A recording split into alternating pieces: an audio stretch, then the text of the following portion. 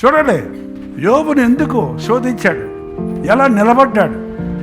ఇవాళ ప్రతి చిన్నదానికి మనకి యోబులా శ్రమ పడుతున్నాను అనుకుంటుంటాం. యోబుకు వచ్చిన శ్రమంలో రవ్వంత వచ్చినా మనం తట్టుకోలేము. ఏంటండి, యోబు అంత గట్టిగా పట్టుకున్నాడు ప్రభువుని. దేవుడు ఇడిచిపెట్టినట్టే ఇడిచిపెట్టాడేమో, కానీ దేవుని కనుదృష్టి మాత్రం యోబు మీదే ఉంది.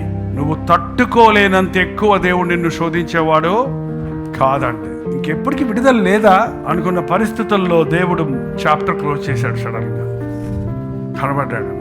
నేను చూస్తున్నానయ్యా, నువ్వు ఉన్నావయ్యా, నేను కూర్చుంటున్నా, నేను లేచుట, నేను పడక, నా నడక, నా పడక నీకు తెలుసు. సంపన్న స్థితిలో ఉన్నప్పుడు దేవుడికి నువ్వు తెలుసు, లేమిలో ఉన్నప్పుడు దేవుడికి తెలుసు.